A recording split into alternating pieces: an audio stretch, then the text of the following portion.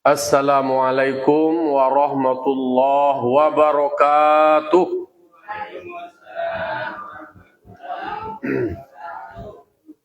Alhamdulillah. Alhamdulillahilladzi an'amana bi ni'matil imani wal islam. Ashhadu an la ilaha illallah wahdahu la syarikalah. Wa ashhadu anna Muhammadan abduhu wa rasuluh sallallahu alaihi wasallam la nabiyya ba'dah amma ba'du. Qala rabbi shrah li sadri wa yassir li amri wahlul 'uqdatam min lisani yafqahu qawli. Yang berhormati Bapak-bapak, Ibu-ibu, jamaah teras, jamaah tetap Surau Nur Jihad yang dimuliakan dan dirahmati Allah yang berhormati. Pertama sekali kita bersyukur atas nikmat yang Allah berikan.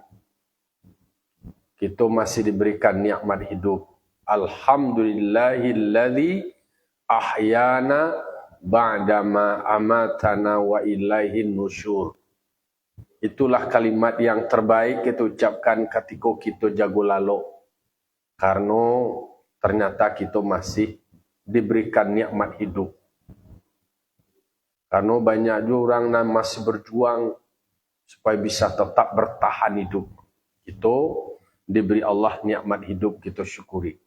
Salat dan salam kita kirimkan kepada arwah junjungan kita, yakninya Nabi besar Mustafa Muhammad sallallahu alaihi wasallam yang telah membawa umat manusia dari zaman kegelapan, dari zaman jahiliyah kepada zaman Islamiyah seperti kita rasakan sampai saat kini. Bapak-bapak, ibu-ibu, kaum muslimin dan muslimat jamaah subuh Nurul Jihad yang dimuliakan Allah. Alhamdulillah, kini adalah hari Arafah. Kalau berdasarkan sidang isbat yang sudah dilakukan oleh pemerintah ulil amri bahwa pada hari ini itu disebut dengan Yaumul Arafah. Maka idealnya di subuh pagi ko 9 Zulhijjah ko hari Arafah sesudah wak salat subuh berjamaah kita lanjutkan dengan membacakan takbir muqayyad seperti yang disebutkan isi takbir muqayyad itu takbiran rayo. Tetapi dilaksanakan setelah selesai sholat berjamaah sesuai dengan waktu sholat. Dimulai di hari Arafah. Tapi memang kurang lazim dewa kalau di 9 Zulhijjah ko dibuat takbiran sudah semayang lah rayu orang sudah kepunduang gocek. Nah, tak haji orang. Tapi untuk wawasan dewa, pengetahuan dewa, suatu masa bisa lakukan sunat ya kok kan sunat. Disunatkan awak mulai dari 9 Zulhijjah subuh itu takbir muqayyad. Takbir muqayyad ko adalah takbir yang dibacakan setelah dilaksanakan sholat wajib. Mulai dari subuh, beko zuhur, asar. Kalau maghrib itu namanya lah hari nahar. Takbirnya namanya adalah takbir mutlak atau takbir mursal. Kalau takbir mutlak atau takbir mursal itu tidak ditentukan waktu. Mulai dari maghrib itu takbir terus sampai selesai imam membacakan takbiratul ihram. Jadi mau di pasar maupun di balai, mau di jalan, mau di madu-madu, itu namanya takbir mursal. Tanpa terikat namanya. Takbir lepas. Jadi makanya kalau musim takbiran yang takbiran mursal, mulai dari ghurubnya matahari, tenggelamnya matahari, itulah masuk namanya adalah 10 Zulhijjah. Atau takbir mursal. Nah, takbir muqayyad itu mulai dari 9 subuh Zulhijjah sampai asar, Lalu kemudian lanjut lo setelah tu pada tanggal 10 Zulhijjahnya, yaitu zuhur, asar, sampai tanggal 13 Zulhijjah asar. Jadi 5 hari kita takbirnya tu. 9, 10, 11, 12, 13. Bedanya tu, mursalnya tu mulai dari maghrib masuk 10 Zulhijjah sampai imam membacakan takbiratul ihram. Artinya nak dikaitkan dengan waktu solat tu bebas tarwih. Sedang di jalan awak, sedang di pesawat, mulai dari malam itu. Maka itulah diwiridkan ada takbiran jalan-jalan, dipakai oto dan segala macam. Itu adalah untuk syiar. Nah, pada 9 Zulhijjah itu, karena memang dilakukan pada 9 subuh itu tadi. Konan disebut dengan takbir muqayyad. Beda dengan solat Idul Fitri. Kalau Idul Adha ada dua ada muqayyad dan kemudian ada takbir mursal. Kalau Idul Fitri itu hanya mulai dari nampaknya hilal. Itu kan tunggu lo celik bulan dulu. Kalau lah nampak bulan, idealnya kan maghrib. Kalau lah istiqmal, kalau istiqmal mengganuan 30 kan jalan hari itu. Mulai dari maghrib. Tapi kalau masih proses ru'yah hilal, lalu takbir lagi. Biasanya kan masih menunggu lo, nampak, kemudian disidang lo dulu, diisbatkan. Karena yang mempunyai otoritas memberikan isbat tentu adalah pemimpin. Pemerintah ditetapkan, baru kemudian dilaksanakan takbir. Namanya takbir mursal juga. Jadi takbir muqayyad dengan takbir mursal itu kaitannya adalah dengan waktu sholat. Kalau muqayyad itu setelah sholat fardu. Anak dulu selalu terus mau sholat sendirian atau sholat berjamaah. Contohnya sholat zuhur jam 2. Ya silahkan lakukan takbiran. Tapi dewa kalau dibuat kini, karena alun beradaptasi, karena itu pilihan opsi yang ketiga yang banyak di Indonesia. Padahal itu termasuk adalah salah satunya sunnahnya. Maka perbedaan antara sholat Idul Fitri dengan Idul Adha mulai dari persoalan takbir. Karena hadis Nabi ketika masuk bulan Zulhijjah, bulan Zulhijjah itu disebut dengan min ayyamil ashar, 10 awal bulan Zulhijjah, termasuk kalau kaitan perintah untuk takbir, tahlil, tahmid, tasbih, fa'aktsirut tahlil wa takbir wa tahmid, perbanyak baca la ilaha illallah, banyak subhanallah, baca Allahu akbar, kemudian alhamdulillah. Itu mulai dari awal Zulhijjah. Tetapi kalau kaitannya dengan waktu sholat, takbir Allahu akbar, Allahu akbar, Allahu akbar, la ilaha illallah, wallahu akbar, Allahu akbar, walillahil hamd. Itu adalah mulai dari 9 subuh Arafah. Kalau itu bagi non haji, bagi kita nan di kampung nan tidak berangkat haji. Kalau orang yang haji, hanya di Mina membacanya takbirnya itu takbir muqayyad itu adalah pada setelah selesai sholat zuhur hari nahar. Jadi 10 Zulhijjah lah baliknya melempar jumrah Aqabah. Baru kemudian balik dari melempar jumrah Aqabah tu mereka ganti lagi talbiyahnya tu. Tapai barangkit ke jamarat, baca talbiyah, labbaik Allahumma labbaik, labbaik la syarika laka labbaik, innal hamda, tetap ada tahmid, wan ni'mata laka wal mulk la syarika lak, sampai melempar jumrah Aqabah. Jumrah Aqabah itu jumrah nang ketiga, hanya jumrah ula, jumrah wusta. Jadi di hari nahar tu jumrah nang ketiga, jumrah Aqabah. Nya dulu jamaah, hanya wakaya kaja, nak ada orang nak lain, alun tiba orang lain, nak ada orang hawanya dilempar jumrah ulang. Hanya kecil lah senang lo, alhamdulillah di lapangan jalan wak di Allah Taala. Nak ada orang lain awak banainya sih.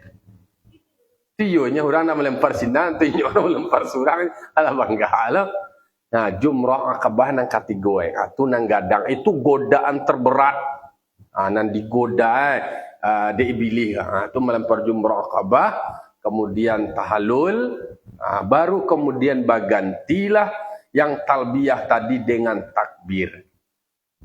Makanya kalau orang umrah apa orang haji itu selesainya melempar jumrah akabah hanya baca takbiran maka takbir muqayyadnya itu dilakukan setelah salat zuhur sampai asar, sampai tanggal 3 balik hari tasyrik membacakan takbir muqayyad. Muqayyad itu bahasa bakai. Bakai itu arti terikat. Terikat itu adalah dengan waktu salat. Dibacuan setelah salat. Makanya kalau orang rayu haji itu selesainya takbir salat Idul Fitri, Idul Adha, kemudian anu lain tunggu waktu nak do takbiran terus lain, nak do takbir muqayyad do lain. Nah, nak do takbir lain kalau hari raya haji itu setelah tu iatunya zuhur, kemudian asar. Nak do takbir mursal lain. Tapi kalau tanggal 10 Zulhijjah dari sudah maghrib sampai takbiratul ihram imam full nak do ditentukan waktu solat dah. Taruh baca je lah taruh. Ada orang kini kalah nak panik nak kaset je nyalai. Kaset je nak do nak orang yang takbir. Ambo waktu dulu di Nur Huda Maja membuat puisi kaset mengaji. Orang nak barana mengaji dia kaset banyak mengaji lah je. Termasuklah nan takbiran kau. Nan takbiran kinilah takbiran lah kaset je lah almarhum Jeffrey Al-Giovanni Al-Bukhari itu nan takbiran lah. Jadi itu beda takbir mursal dengan takbir muqayyad. Sampai asar sebelum maghrib tanggal 3 balik Zulhijjah.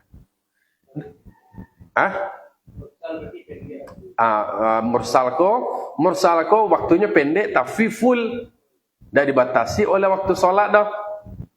Rentang waktunya pendek anyo antara maghrib sampai isya, sampai subuh tarawih, sampai takbiratul ihram imam solat Idul Adha. Atau masuk Idul Fitri kata jo. Idul Fitri. Nah, Idul Adha berlanjut dengan takbir muqayyad. Idul Fitri nak do ala selesai takbiratul ihram imam nak do takbir dulu. Nah, nak do le beko takbirnya baca dia katib nyalai. Itu onggo-onggo kadang-kadang di masjid tertentu hari raya Idul Fitri dibaca aja takbir muqayyad itu. Walaupun ada aja Imam Nawawi itu membolehkan dua. Tapi yang disebutkan oleh Umar, oleh Ali, oleh Ibnu Abbas itu adalah kalau takbir muqayyad pada Idul Adha, maka salat atau hari raya itu nanggadangnya adalah hari raya haji. Dia orang awak orang Indonesia, narayo gadang Idul Fitri, kanu Idul Fitri itu orang menggaya-gaya, padahal di Idul Adha itu ada ibadah setelah salat Idul Adha yaitu kurban. Inna a'tayna kal kautsar fasholli li rabbika wanhar. Kami telah berikan kepadamu nikmat yang amat besar. Maka kamu dirikanlah sholat karena Tuhanmu. Setelah selesai sholat, kamu berkurbanlah. Jadi syarat berkurban setelah sholat Idul Adha. Awak sholat dulu baru kurban. Jangan kurban dulu baru sholat. Kalau kurban dulu baru sholat, maka tidak sah kurbannya. Maka tabalik tata cara pelaksanaan Idul Fitri dengan Idul Adha. Kalau Idul Adha dipercepat waktu sholat. Awak kalah samuanya. Menunggu orang panuh lu baale dimulai aja jam 6 tu. Orang nanti boleh. Kalau Idul Adha memang dianjurkan untuk dipercepat. Karena awak masih puasa tuh, menjelang selesai awak solat dan khutbah baru abu buku dipercepat. Supaya mau ke percepat, supaya capek lo penyelenggaraan korban. Kau masih lama, justru nak lebih capek tu masuk adalah hari raya Idul Fitri. Hari raya Idul Fitri kau, ayo bana agak tasasa anu karena lah open house le mah. Sementara nan Idul Adha lah bentuk nak raya je bentuk amba Padahal yang raya besar tu adalah Idul Adha, disebut dalam Al-Quran dalam surah wal fajri demi fajar, demi subuh. Fajar itu disebut adalah subuh 10 Zulhijjah, yaitu hari nahar. Basumpah Allah Ta'ala wal fajar tu. Itu beda. Tapi cara prakteknya dia kan hari raya Idul Fitri itu pulang kampung basamu. Orang namanya dari rantau pulang kampung sudah berpuasa, pulang kampung, jadi ekspresi keberagamaannya lebih besar itu kesannya. Padahal selesai salat Idul Fitri kan biasanya lah. Ndak doge takbiran setelah turun lagi. Ndak doro rangkaian ibadah yang lain oleh hanya silaturahim, makan-makan katupik lontongan sementara awak dalam cara persiapan awak harusnya Idul Adha tu dibuat lo menu yang lain-lain di samping daging. Ibu-ibu dibuat lo kue rayo tu baa kecek syarak dipakai dia ada. Kalau di kampung hari raya Idul Adha tu indin dua membawa ketupik, membawa lapik, membawa lontong, babu kolo, pengurus-pengurus surau tu deh. Wamba aja ya matahnya nadonya leh. Nado nama mantan rantangnya nado mantan sia gitu. Dia teh ke mana? Di mana teh ke? Oh dia Aceh. Dia Aceh yo pacar pengamalannya kuat deh. Jadi mangkoknya iko awak nak sekenek-kenek kau minimal di surau awak kau jadi buat awak lo. Di surau nak perlu awak tempat lain dong. Raya haji tu semayang bisuak bawa lo lah rantang tu sehingga nak kariang je kuang dah penil lo. Ampe lingkuan ada ya. Karena dah dores pengurusnya mah langsung tergerak. Artinya wirid memang beberapa kampung, beberapa titik ada. Jadi sudah nutup babuko namanya. Babuko pemuka-pemuka tu berundiang oleh persiapan yang lain. Jadi itu didukung oleh kecil orang kini infrastrukturnya dalam bentuk penyediaan makanan itu. Langsung wak membatan puasa wak namanya. Babuko. Kenapa Idul Fitri itu dilonggarkan supaya gak dipalambe? Karena ada menunggu orang membayar zakat fitrah. Itu loh. Kenapa Idul Fitri itu agak di lamuan? Dingin terus sana lon membayar zakat fitrah lain. Karena teori terbalik. Kalau zakat fitrah dibayarkan setelah salat Idul Fitri, maka itu bukan zakat fitrah lain, itu sedekah biasa lain. Lalu kemudian kalau hewan kurban disembelih sebelum salat Idul Adha, makanya bukan sembelihan hewan kurban. Maka dipacape salat Idul Adha disegerakan menyembelih hewan kurban. Hanya duluan oleh hewan kurban menyembelih. Tak balik dari ayat karena ayat dulu mengatakan fasalli li rabbika wanhar, salat dulu. Lalu kemudian baru dilaksanakan kurban. Itu kini di 9 Zulhijjah. Karena Idul Fitrinya memantai dulu. Bantailah dong. Bantai di balai. Atau kalau mudo si Ato ala sibuk 3 hari menjelang tu. Apalagi kalau hari Selasa lah balai itu tu. Tapi akar lah berbuku orang dulu. Berbuku dulu, rayu orang pasar dulu pada yang lain. Jadi itu hal-hal yang memang perlu kita cuba diskusikan bahas supaya sebuah sambilan. Ambo kamu praktek tadi karena waktu mensosialisasiannya alun bara. Di mati lah mi ko gelo pada jane boh mana lah orang awaknya takbiran dulu. Ala rayo orang go kece. Kalau di Padang kan ada narayo betang mah. Ala ada narayo betang. Pokoknya sampai Jumat rayo usua. Lah, jadi makanya itu kan gambaran betapa ada nilai-nilai beda pelaksanaan Idul Adha dengan Idul Fitri. Nah, jadi persoalan waktu, jadi praktek ibadah itu memang ada kaitannya dengan waktu. Maka takbir muqayyad dikaitkannya dengan waktu sholat mulai dari 9 Zulhijjah sampai hari tasyrik ketiga balik waktu asar. Ayo.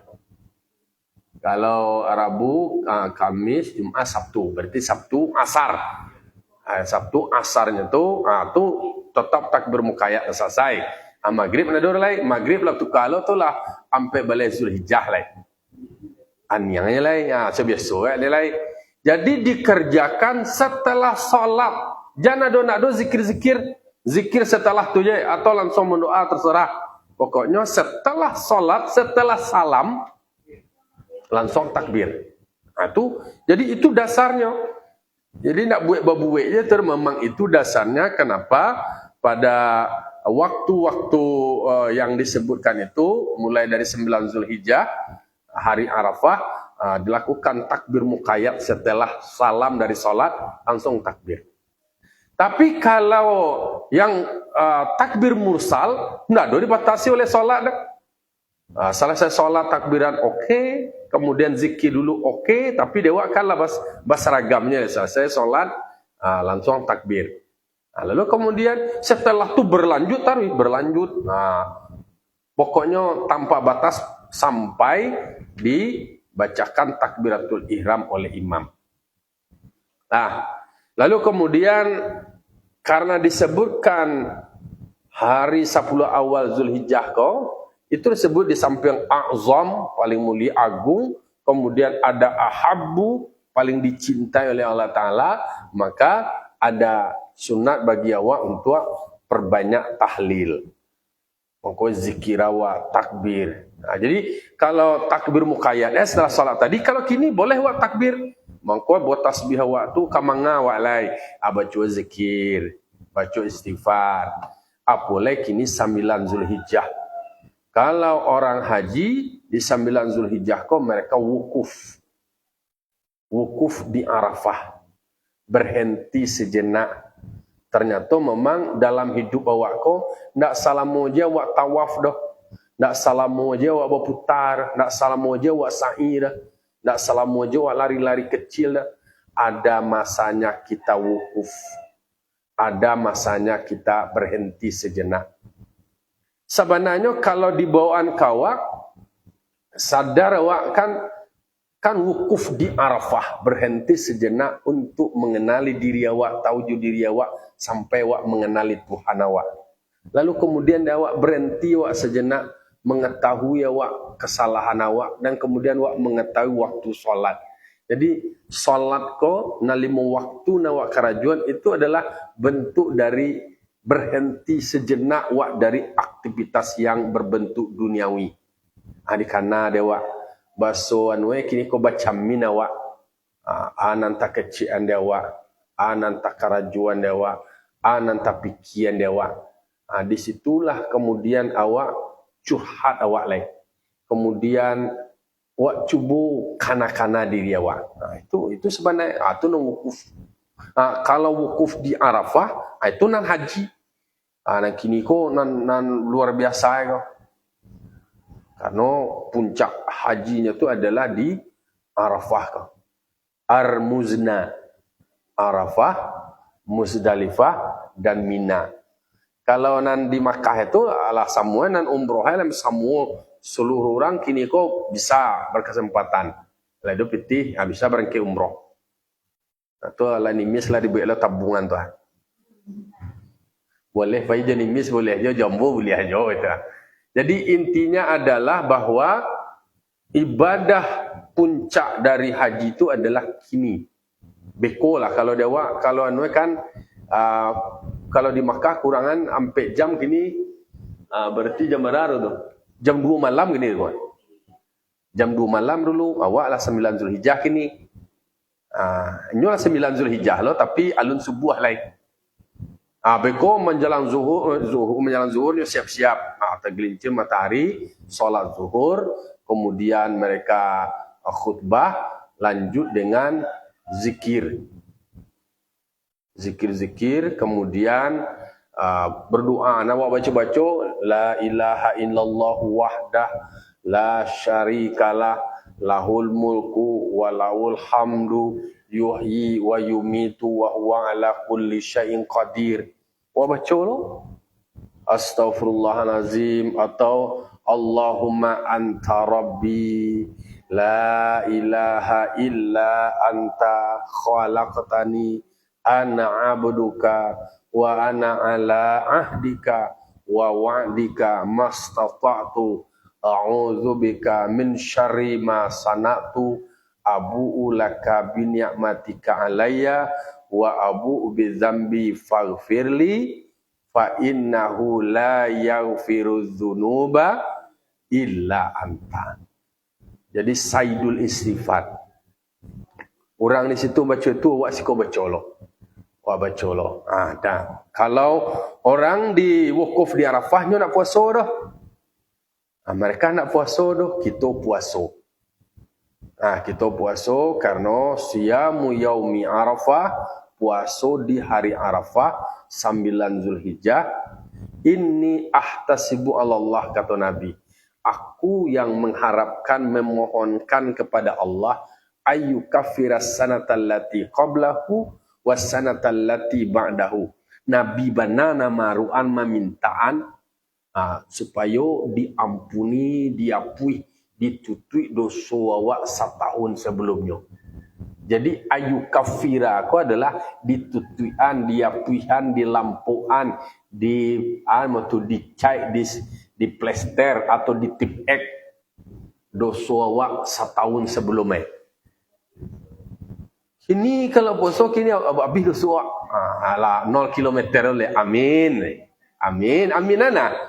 Amin.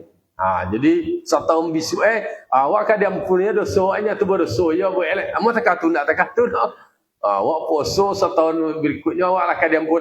Artinya dijaga diri awak, dipelihara oleh Allah Ta'ala, terhindar awak dari sesuatu yang terkait dengan dosa. Itu menunjukkan arti penting nilai dari puasa Arafah. Bahwa semua nan kita karajuan itu kalau yang baik mendatangkan pahala, kalau nanda disuruh oleh Allah Ta'ala dan dilarang dari karajuan tentu berdampak munculnya dosa ke kita. Itu namanya adalah puasa Arafah. Puasa Arafah yang mengajarkan kawak sejarah bahwa Nabi ketika di Arafah banyak pesan-pesan yang beliau sampaikan menyadarkan tentang diri awak. Ndak do nang kari panggaan dia awak do ain cek kari panggaan dia awak, ndak do layak awak sombong. Ndak do layak awak ongeh. Karena ternyata pangke nan diberikan amanah kawak ndak ka salamue doh ndak ka babau mati pangke dia.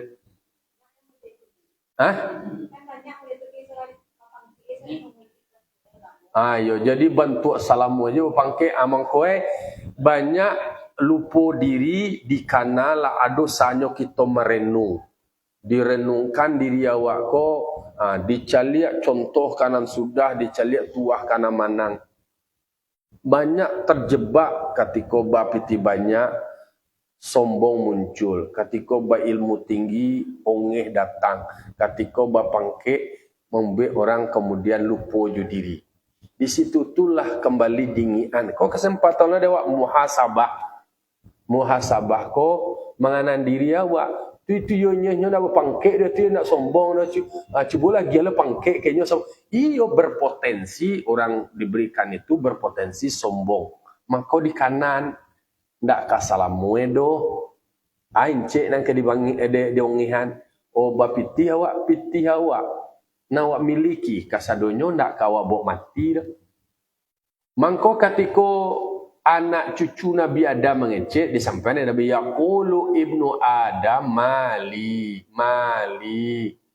kita gua katanya ma piti ambo aratu ambo pangke ambo baju anca ambo kekayaan ambo dijawab dan Nabi qala malaka min malika halaka min malika nama nak kecengkau punya engkau nak do dan cala punya engkau do itu cik Nabi meminta-minta sabu-sabu nak do dan itu punya engkau do illa ma akalta fa afnaita kecuali nang punya engkau tu adalah anala engkau makan tapi nang sagalo nang engkau makan tu nyolah menjadi ampas lah menjadi BAB lah menjadi kotoran nang punya awak nak masuk ke dalam parui awak.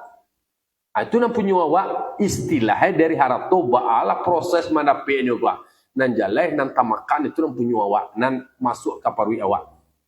Tapi nan masuk ke dalam parui awak pun nak kekalo ya dah. Nyo berubah lah menjadi ampas, menjadi air untuk kotoran. Kemudian malabista anan engkau pakai jalai.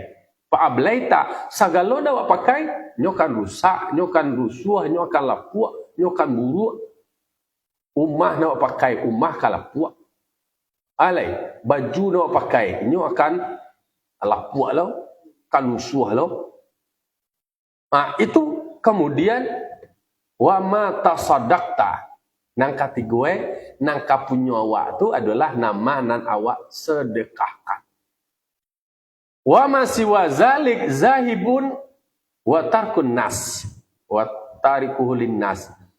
Nama nan salainan tiga tadi kasadonyo akan pergi meninggalkan awak. Ndak ada nang kari bawa dewa auto Fortuner Pajero Alfa tu ke dalam kubur. Ndak ada andi bawa dewa ameh sakampi itu ke dalam kubur. Tinggal sadonyo nilai. Nah, jadi makanya di sekolah kesempatan dewa merenung, sadang dimawa, sadang mangawa, kakapai kamawa. Nah, itu dikana mangko perlu berdiam diri awak, merenung awak, bermuhasabah awak, supaya tahu awak diri awak kok dari tidak ada diadakan, kemudian awak nanti walaqad jitumuna furada. Kamu nanti akan datang kepada kami dalam keadaan kesendirian. Seperti apa? Seperti awal mula awak terlahir dulu datang sendiri. Tanpa ada pakaian. Tanpa ada ameh. Ada nala ialah do cincin ameh di tangannya. Di jarinya. Hah? Kalau lah mati awak gigi palsu je bongkar je lah. Bayangnya tu. Jadi nak kena panggil lain. Nak do nak kena dibawa doa do. Nan kekal tu adalah apa nan awak investasikan melalui jalur sedekah, infak, zakat, wakaf. Itunya tu.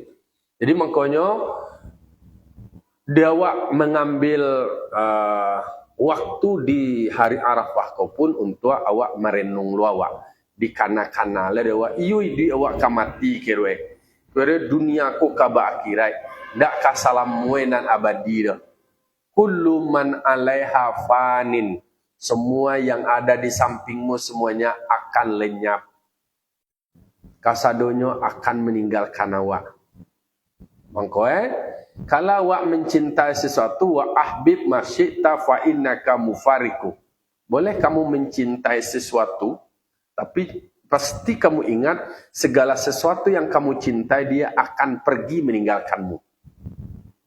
Jangan bararu bana akan salammu itu doh.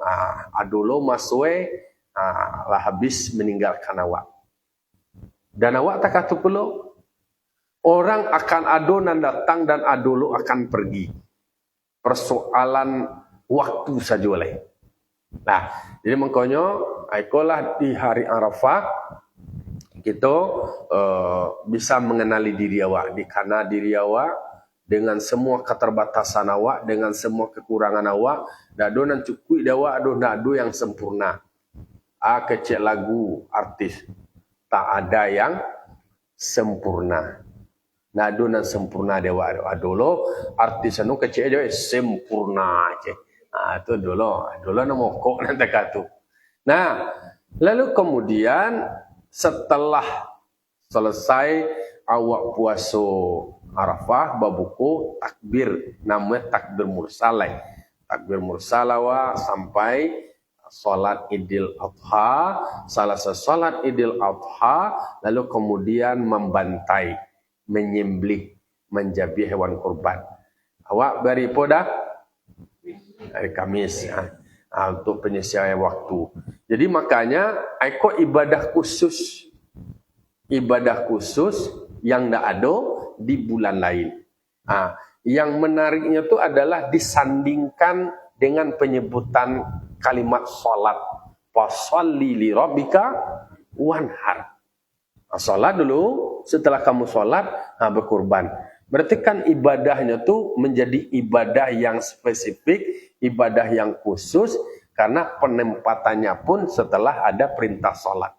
Ada yang mengatakan inna sholati, Allah Ta'ala menyebutkan inna sholati wa nusuki. Sholatku, nusuk itu termasuk adalah ibadah kurbanku. Jadi disandingkan. Ini arti penting dan keutamaan dari ibadah kurban itu sendiri. Karena memang mengalirkan darah min ihraqid dam itu ibadah yang spesial. Ibadah yang khusus di hari nahar dan di hari tasyrik. Di hari tasyrik. Menariknya di dalam hadis Nabi itu adalah wa innaha la ta'ti yaumal qiyamah bi quruniha wa asy'ariha wa azlafiha. Disebutkan sesungguhnya nanti di hari kiamat tanduknya bi quruniha mulai dari tanduknya wa asy'ariha kemudian bulu-bulunya, rambut-rambutnya wa azlafiha termasuk kuku-kuku dari hewan kurban tuh semuanya akan menjadi saksi bahwa orang yang berkurban itu telah berkurban. Nah, menjadi saksi justru disampaikan di dalam hadis itu adalah sesuatu yang tidak bermakna, sesuatu yang tidak bernilai dalam pandangan manusia. Justru diangkat itu yang menjadi saksi. Itu baswawae sadangkan rambut dari hewan kurban itu kemudian tandu sampai kepada kuku-kuku saja menjadi saksi. Mangkoe di perhatian hewan kurban tu yo nan cegah nan sehat nan ndak butuh, ndak lumpuh, ndak tenjak, ndak kerempiang. Mangko ada kriteria dan kategori dari hewan kurban itu yang sehat nan nancak. Kalau mau kurban libusino jawi itu jawi semental semua kan pasak kandang suruh kepunduang kurbannya jawi semental bisanya mana bisa belum bisanya bisanya sepakai dia beli jawi nanago 100 juta ya kok ini ada dua rezeki itu. Jadi itu nanti akan menjadi saksi sampai kepada kuku-kuku rambut-rambut itu akan menjadi saksi. Oh yo mah jamaah suruh kepunduang tu hanya memang luar biasa kurbannya. Jadi kurban dengan pengorbanan aku beda lah kok. Kalau pengorbanan kalau dicari dari sejarah Nabi Ibrahim, Nabi Ismail, Siti Hajar kan sanad daripada ibadah kurbanku adalah kan Nabi Ibrahim. Awalnya memang kepada anak dari Nabi Adam. Iz qarraba qurbanan fatuqbila min ahadima wa lam yutaqabbal minal akhar. Ketika dua putra Nabi Adam berkurban, satu diterima dan satu tidak diterima. Cie berkurbannya hewan peternakan. Si Habil itu peternakan. Jadi ada sama-sama Nabi Adam itulah memang ada kementerian peternakannya. Dia si Qabil si Habil tuh, Habil peternakan.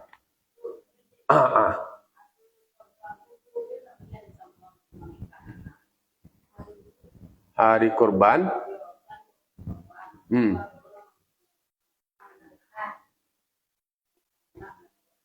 Akikah. Nikah kekah? Kekah. Hari korban, dah boleh disambung juga kekah nak.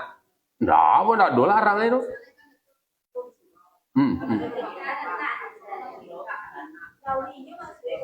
Dah do larang aja lah itu. Kalau idealnya, jadi awak harus tahu hukumnya deh. Jadi kalau yang akikah itu adalah tanggung jawab orang tua.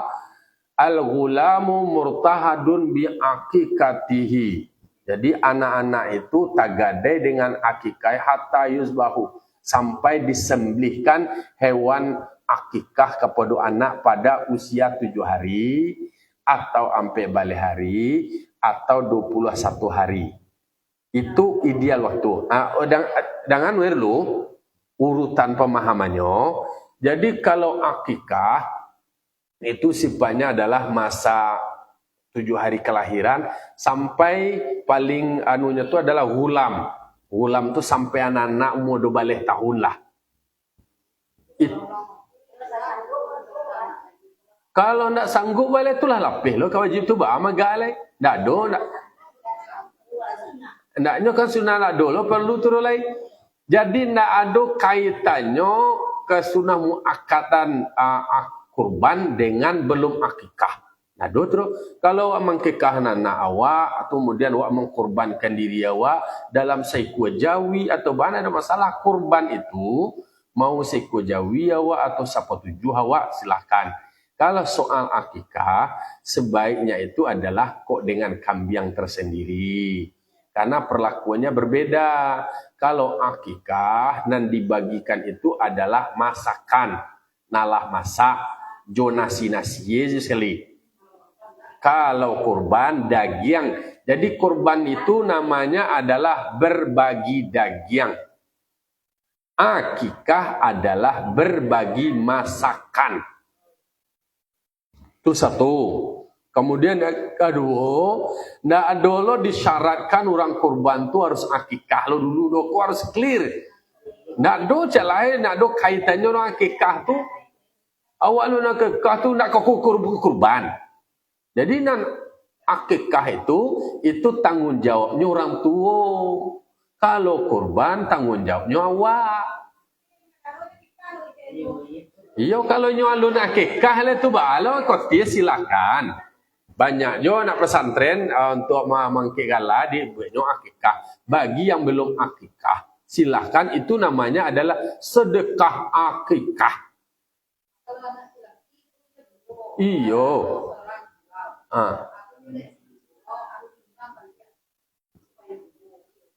Ndak do kalau nyo laki-laki langsung aja potong 2 ekor kambing.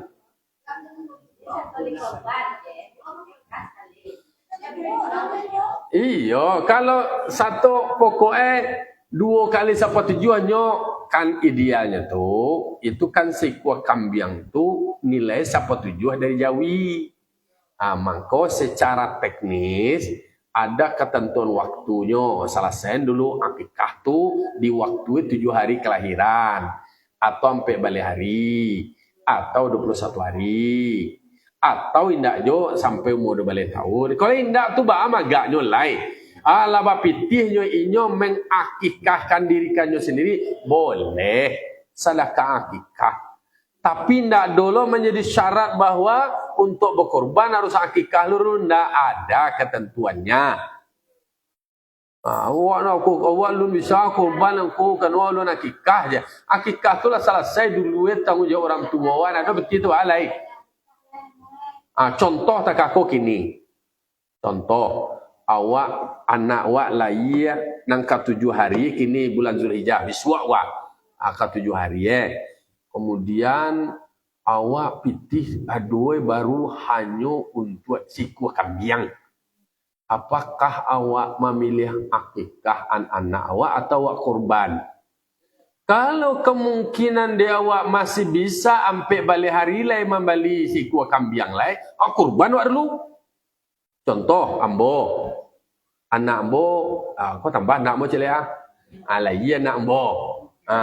Habis suak kau 7 hari Kalau kamu akikahan itu nyo siku kambing lo pitih doanya.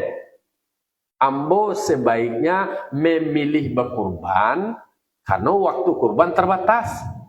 Kalau untuk mengakikah anak ambo, masih ada lo sampai balik hari sampai 21 hari lagi. Lai ada piti ambo kiro-kiro itu alah berkurban lambur lu. Tunda nak kau kekar lu. Begitu arti pentingnya kurban. Karena kurban kau waktunya terbatas. Kalau akikah masih ada toleransi suwe. Masih ada toleransi ya ditunggu lah. Ndak na 7 hari sampai balik hari kan. Ada piti berjalan tu guys. Kemudian 21 hari kan masih ada banguk setek tu bansan suat. Lah, kait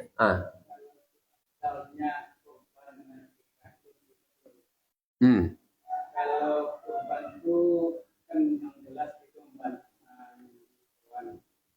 baik kambing maupun sapi yang sesuai dengan daerah. Kalau kita yang bawa itu di dalam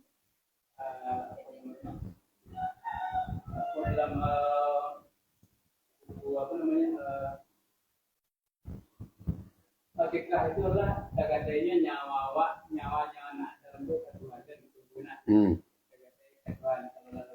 Jadi untuk menembus yang tagadai tadi itu sebaiknya dengan nyawa juga. Yang tagadai itu nyawa anak dan begitu. Yang tagadai itu nyawa anak dan mungkin harus disebut dengan nyawa loh. Jadi sebaiknya aku sering jawab katakan di rumah. Kalau memang akikah itu sebenarnya dengan domba atau kambing aja bukan. Tapi kadang-kadang kan pemahaman orang tua yang dulu itu sering nggak ada dan juga satu lah dijaga bau jadi jadi. Tapi yang boleh sering mengatakan sebaiknya dengan kambing kan gitu. Karena yang digadaikan itu tergadai ke nyawa dibalas dengan nyawa atau ditebus dengan nyawa juga. Jadi 2 ekor nyawa kambing gitu. Kalau untuk laki-laki, kalau untuk itu kondisi 1 nyawa kambing ya.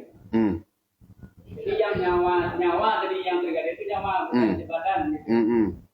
Itu yang terwajib di dalam fikih. Ya, jadi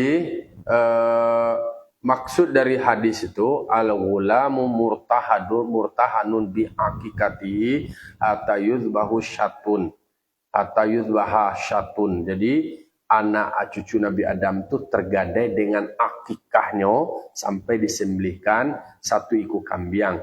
Memang ditafsirkan itu adalah kaitannya dengan seekor nyawa, seekor kambing. Nah, seekor kambing di dalam hadis yang lain itu bermakna sapa 7 daripada jawi itu 7 ekor lo itu 7 ekor lo nyawa korban jawi itu ka jawi ndak, maka maksudnya bisa diambilkan bagi yang mau berakikahkan di dalam sapa 7 jawi tadi boleh, tetapi kalau mau tersendiri sesuaikan jo waktu. Jadi akikah itu adalah ada lo ketentuan waktunya, kalau kurban ada lo ketentuan waktu.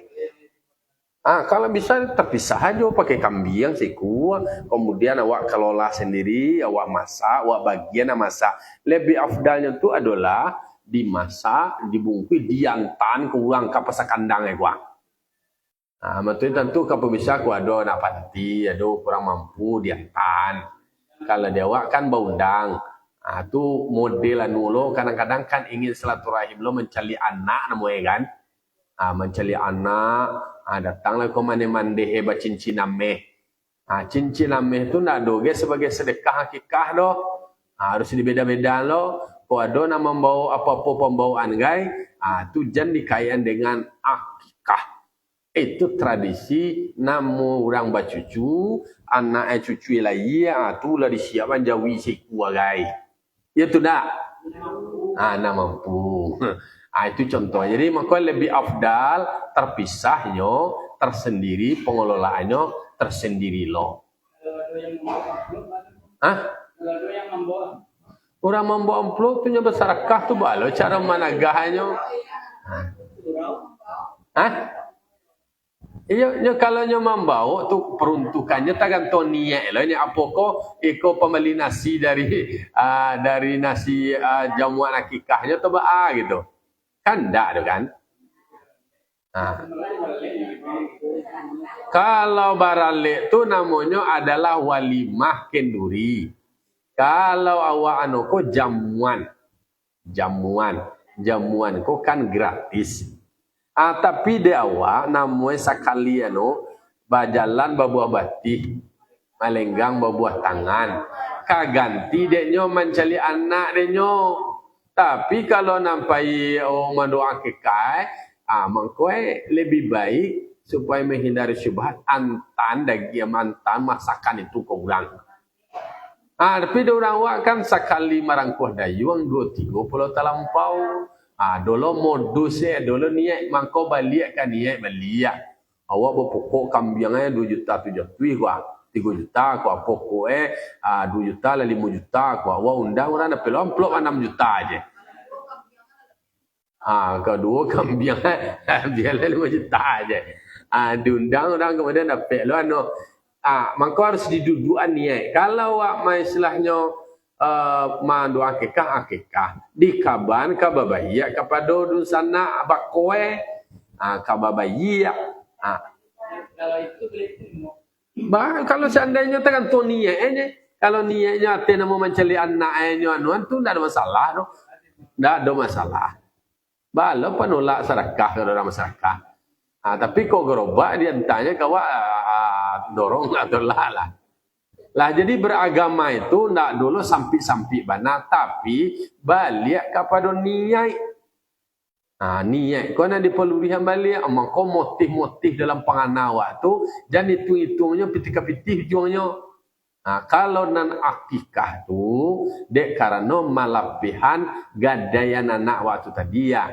Maka dijamuan dengan sembelihnya 1 domba atau kambing dimasak, kalau bisa dibungkuihan. Kalau laki-laki 2 padusi seikuah. Ditambah nak dulang dah. Iyo ditambah. Cie tambah siku lain. Mangkoe nama punya anak gadi kaba minantu cari tanyo minantu dulu ke bana besok ali kaba kekan anak. Itu lo. Itu contoh Habis sialah kana waktu pihak kecang kaju tu. Kalau lah ansuan suah tamu mana buang tekanan duit ini bis mana buang per bulan 2 juta aja. Suruh lo 9 bulannya anaknya mengandung anak mengandung bininya mengandung bara supaya dapat kali 5 juta baranya mana buang itu contoh strategi lah itulah hari lah siang itulah kira-kira diskusi awak fa'tabiru ya ulil absar la'alakum turamun. Assalamualaikum warahmatullahi wabarakatuh.